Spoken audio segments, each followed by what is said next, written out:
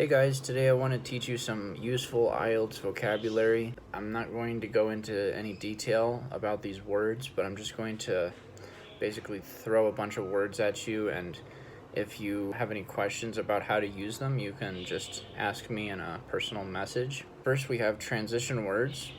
Furthermore, moreover, also, in addition, additionally. These words can be used whenever you're giving another reason for something.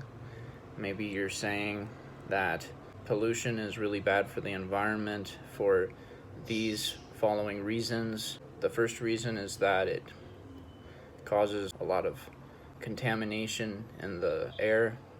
Moreover, it also has many harmful effects on people's health. So that's just a random example that you could use. Contrasting words.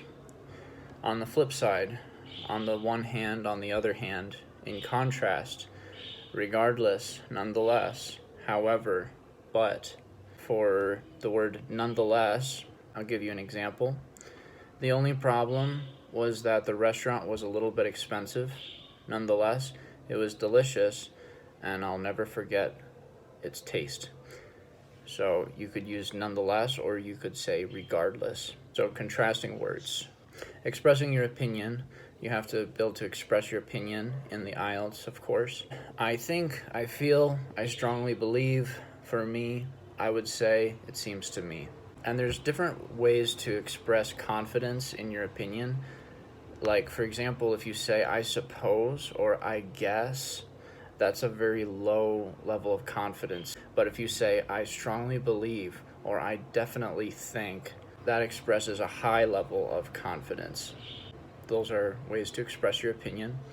Telling a story is next. It's really important when you take the IELTS that you know how to be a good storyteller. And I don't mean lying about whatever you're talking about. I mean just making your story very interesting to listen to.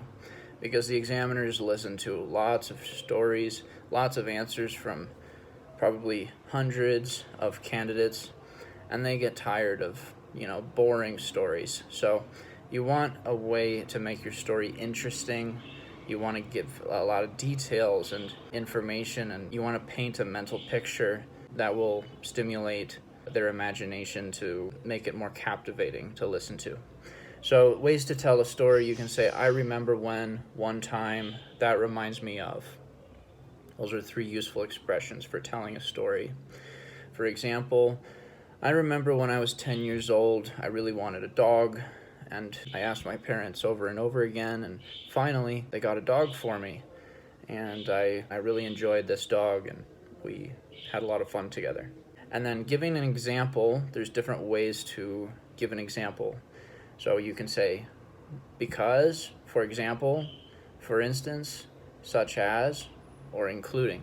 I would say the most common ways are to say, for example, or for instance. When I had a dog, I taught him lots of new tricks. For example, I taught him how to lay down, roll over, shake my hand, etc. So those are different ways to use, for example. The last list of useful words you can use are concluding words.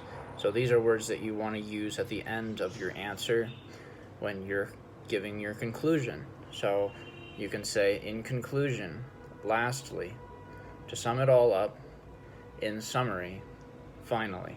In conclusion, those are the reasons why pollution is very harmful to the environment. Those are all some very useful words that you can use in the IELTS. I didn't go into a lot of detail, but if you have any questions, just send me a text and I'll be happy to help you. I teach English online, so if you're interested in learning English with me, please reach out to me and we can talk more about that. Thanks for your time. Thanks for watching the video. Have a good day.